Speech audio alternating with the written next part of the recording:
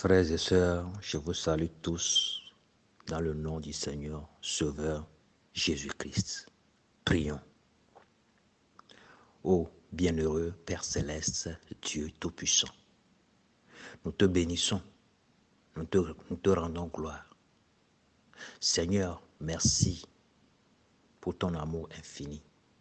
Merci pour la croix, merci pour le sang, merci pour la vie. Merci pour ton souffle de vie encore en nous ce matin. Ô Seigneur Dieu, nous venons encore à toi ce matin. Nous voulons que tu nous parles. Nous voulons que tu nous enseignes et aide-nous à comprendre ton enseignement. Nous nous mettons totalement, entièrement à ta disposition. Que ta volonté s'accomplisse encore en nous ce matin.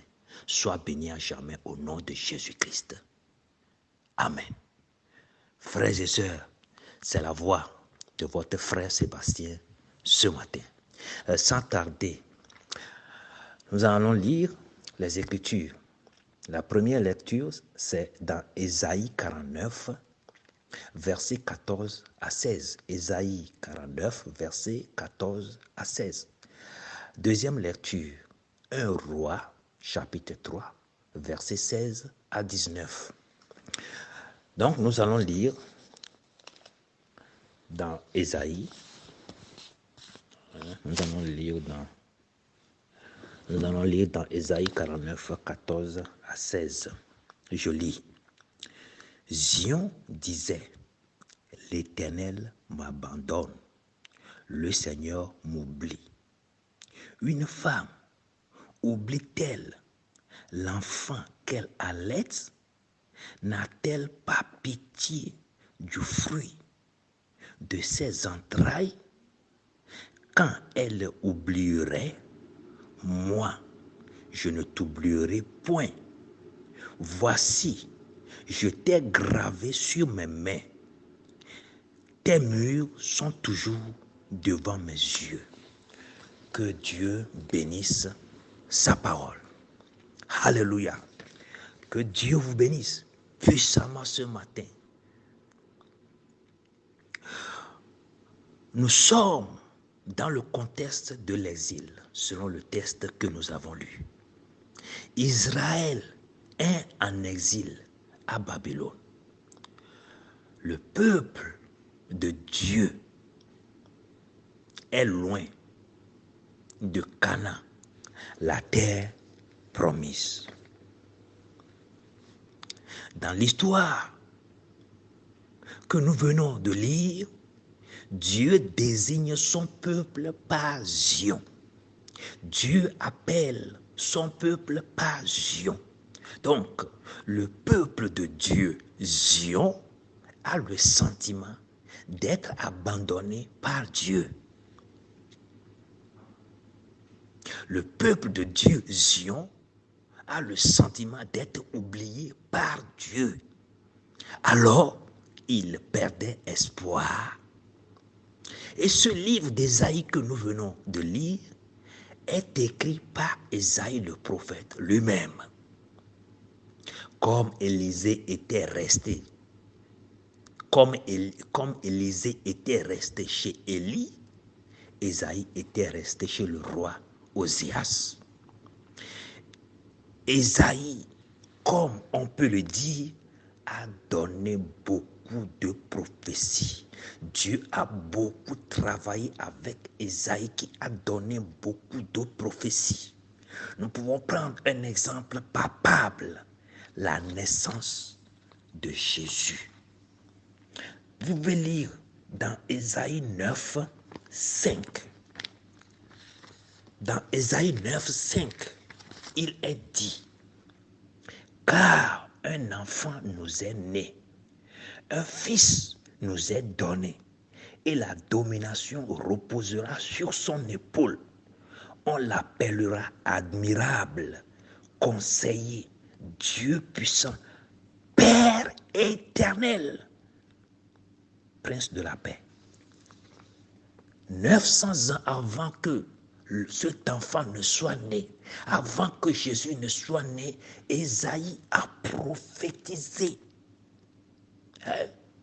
On l'appellera admirable, conseiller, Dieu puissant, Père éternel. Quand on parle de éternel, ce qui veut dire ce qui n'a pas de commencement ni fin. Donc cet enfant n'a pas de commencement ni fin. Jésus, le corps de Jésus a de commencement. Donc cela doit avoir une fin. Mais l'esprit qui est en lui n'a pas de commencement, n'a pas de fin. C'est cet esprit qui planait sur les eaux au commencement de la création. C'est cet esprit. Donc, si quelqu'un nie que Jésus n'est pas Dieu, alors Ésaïe démontre ici le contraire. Père éternel. Alléluia. Dieu a utilisé Ésaïe pour faire de grandes choses en Israël. Il arrivait que le peuple de Dieu, Zion, était en déportation. Et il traversait d'énormes épreuves. Et la Bible dit que leurs épreuves, leurs cris parvenaient à Dieu dans les cieux. Pendant ce temps difficile, Dieu les a un peu abandonnés. Pourquoi je dis cela? Car les réponses de Dieu tardaient à venir. Dans ces épreuves, Dieu ne répondait pas. Et Dieu parle à Ésaïe, son prophète.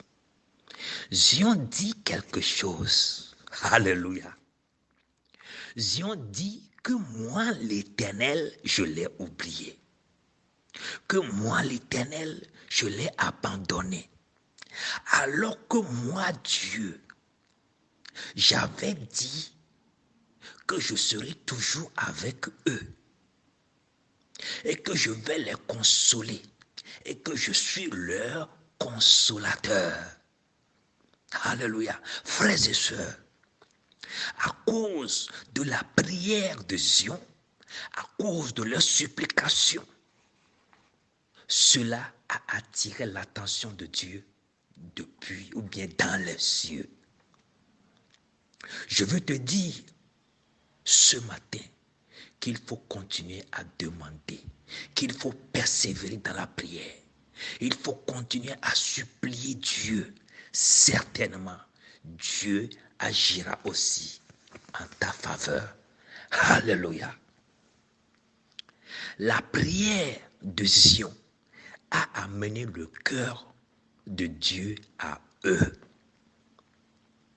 Peut-être quelqu'un parmi nous ce matin traverse un moment très difficile, une situation très difficile, mais certainement, alléluia, Dieu écoutera ses cris. Alléluia, Dieu agira ce matin. Continue par prier. Peut-être ce matin, quelqu'un dit, peut-être ce matin, quelqu'un dit cela aussi. Dieu m'a oublié. Dieu m'a abandonné.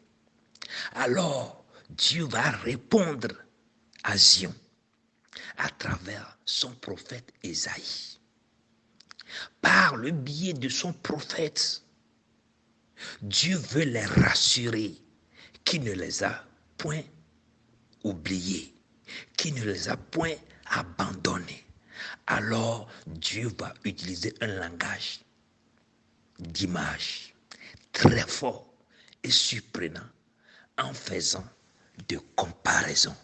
Oh, alléluia. Alors, Dieu va les répondre en disant, une femme oublie-t-elle l'enfant qu'elle allait? Question. Alléluia. Une femme oublie-t-elle l'enfant qu'elle allait? Question. Ou une maman oublie-t-elle son enfant, son nourrisson? Question. À travers Ésaïe, Dieu parlait en parabole à son peuple. Par Ésaïe, Dieu leur disait que si eux peuvent l'oublier, si Sion pourra oublier Dieu, l'Éternel, lui, il ne les oubliera jamais. Le monde aujourd'hui traverse une situation très difficile. Et les enfants de Dieu pensent que Dieu les a abandonnés. Beaucoup gémissent dans leur cœur. Beaucoup sont dans une situation de tristesse. D'autres ont le cœur qui saigne. Car l'Éternel Dieu m'a abandonné, disait Sion. Et Dieu dit, mais moi, l'Éternel, je ne t'ai jamais oublié. Mais moi, l'Éternel, je ne t'ai jamais abandonné. Je suis là pour te consoler. Je suis ton consolateur. Car une maman, une femme, oublie-t-elle l'enfant qu'elle allait? Question. Je dirais non. Je répondrai non. Une maman qui allait un enfant ne peut jamais l'oublier. Non, une maman ne peut jamais le faire. Dieu dit, Sion peut m'oublier. Dieu dit, Sion peut m'oublier. Mais moi, l'Éternel, je ne vous oublierai jamais. Ah! Mettez-vous à la place de Sion. C'est toi qui endures la souffrance. Tu cherches de secours. Tu as prié fatigué. Mais en cela est attaché encore un mystère. C'est que une femme peut-elle oublier son enfant? Mystère. Une femme, une maman, peut-elle oublier son enfant? Cela demeure mystère. Mais Dieu ne parle pas parce qu'il faut parler. Nous allons lire dans 1 Roi, chapitre 3, versets 16 à 19, pour être sûr, pour obtenir la réponse. Parce que c'était une question. Il faut qu'on ait la réponse. Dans 1 Roi, chapitre 3, versets 16 à 19.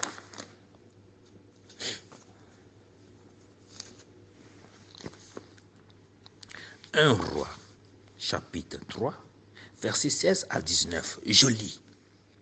Alors, 2 femmes prostituées vinrent chez le roi et se présentaient devant le roi. C'est le roi Salomon, bien sûr. L'une des femmes dit, « Pardon, mon Seigneur, moi et cette femme, nous demeurions dans la même maison et j'ai accouché près d'elle dans la maison. 3 jours après, cette femme aussi accouché. Nous habitions ensemble. Aucun étranger n'était venu avec nous dans la maison. Il n'y avait que nous 2. Le fils de cette femme est mort pendant la nuit parce qu'elle s'était couchée sur lui. Alléluia. Que Dieu bénisse sa parole. Selon le texte que nous avons lu, c'est qu'il y avait 2 femmes prostituées. Des femmes qui faisaient le travail de sexe. Elles vivaient ensemble dans une chambre. Et il arrivait qu'elles étaient tombées enceintes au même moment. Donc, elles avaient accouché aussi au même moment. La première a accouché et le troisième jour, la deuxième aussi a accouché. Donc, nous pouvons dire qu'elles ont accouché presque au même moment. Comme c'est des prostituées, les enfants n'ont pas de repère. Aucun homme ne reconnaissait les enfants. Donc les enfants sont sans repère et sans référence. Autrement dit, des enfants bâtards.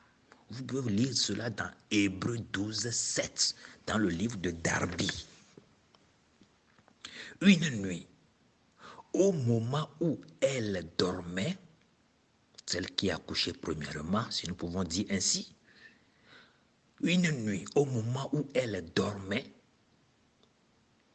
au moment où les deux femmes dormaient d'ailleurs, au moment où les deux femmes dormaient avec leurs enfants à leur sein, une maman, en dormant, s'est couchée sur son enfant et l'enfant est mort. Si la femme, la maman, n'avait pas oublié l'enfant dans son sein, elle ne pourra pas se coucher sur son enfant qu'elle allaite. La maman s'est couchée sur l'enfant. L'enfant pleurait. L'enfant criait. L'enfant gémissait. L'enfant fait tout ce qu'il pouvait. Mais la maman l'a oublié. La maman n'a rien senti jusqu'à ce que le bébé est mort. Une maman, une femme, peut-elle oublier son enfant? Question. La réponse, je dirais maintenant oui. Parce que la maman, si elle n'a pas oublié son enfant, qui a crié, qui a pleuré, qui a gémi, elle ne pouvait pas résister. Mais elle a oublié son enfant jusqu'à ce que l'enfant est mort. Une femme oublie-t-elle l'enfant qu'elle alerte? Question. C'est affirmative. Dieu ne parle pas parce qu'il faut parler, mais Dieu voit la fin avant le commencement. Oh, alléluia. Si la première femme n'a pas entendu les cris de son enfant, la première femme qui s'est couchée sur l'enfant et que l'enfant est mort, au moins la deuxième femme, parce qu'elles vivaient ensemble dans une même chambre, elle pouvait se lever et réveiller la maman et tirer l'enfant. Mais elle autre aussi n'a rien fait. Elle n'a rien fait. Jusqu'à ce que, quand l'enfant est mort, l'autre maintenant est réveillé, elle a pris l'enfant mort, venu échanger avec l'autre. Elle a pris l'enfant vivant de son, je peux dire voisine, et elle a échangé. Mais au moment où on faisait l'échange, où était la maman de l'enfant qui vivait, elle dormait aussi. Elle dormait aussi. Elle n'a rien fait pour la première, et la première est venue échanger son enfant. Donc, autrement dit, elle s'est oubliée aussi. La première femme a oublié son enfant. La deuxième femme a oublié également. Les deux femmes ont oublié leurs enfants. Alléluia. Les deux femmes ont oublié leurs enfants. Une femme oublie-t-elle l'enfant qu'elle allaite? Affirmative à cette question. Parce que la première femme, elle a oublié jusqu'à ce qu'elle est morte. L'enfant est mort. La deuxième femme, elle a oublié jusqu'à ce qu'on a remplacé son enfant avec un enfant mort. Donc, une maman peut oublier son enfant. Alléluia. Alléluia. Je disais non. Mais quand j'ai lu ce texte, j'ai compris qu'une maman, quand Dieu parle, Dieu sait de quoi il parle. Une maman peut oublier son enfant. Donc, quelles qu'en soient les mesures que nous prenons, quelles qu'en soient les dispositions que nous prenons, une maman peut oublier son enfant. Alléluia. Et nous, chrétiens, aujourd'hui, spirituellement, nous dormons. Et le diable se réjouit et fait de nous ce qu'il veut. Mais Dieu soit loué. Que la gloire soit rendue à Dieu. Que l'honneur soit à notre Seigneur. Que l'élévation soit à notre Dieu. Car celui qui nous garde, celui qui nous protège, celui qui veille sur nous, celui qui nous conseille, celui qui nous console, lui, il ne somnole pas. Il ne dort jamais. Il est le meilleur gardien. Son nom est le Seigneur Sauveur Jésus-Christ. Alléluia. Praise God. Dieu n'a pas oublié Zion. Non, mon frère. Une maman peut le faire. Une maman peut oublier son enfant. Mais Dieu ne peut jamais nous oublier. Dieu ne peut jamais nous oublier, mon frère, ma soeur. Ne pense pas que Dieu t'a abandonné, non. Non, mon frère, non, ma soeur. Dieu vient maintenant à ton secours. Zion, Dieu vient maintenant à ton secours. Dieu vient maintenant pour te consoler, car il est le consolateur. Dieu vient maintenant pour te consoler de tes prières, de tes pleurs, de tes chagrins, de tes larmes, car il est le consolateur, il est le protecteur, il est le meilleur gardien, il est le pourvoyeur. Oh, alléluia! Et le chrétien spirituel ne doit plus dormir, mais rester éveillé dans la prière. Et sachez que si une maman oubliait son enfant, l'Éternel Dieu, alléluia, ne nous oubliera jamais. Que le Seigneur Dieu vous bénisse et bon dimanche à tous.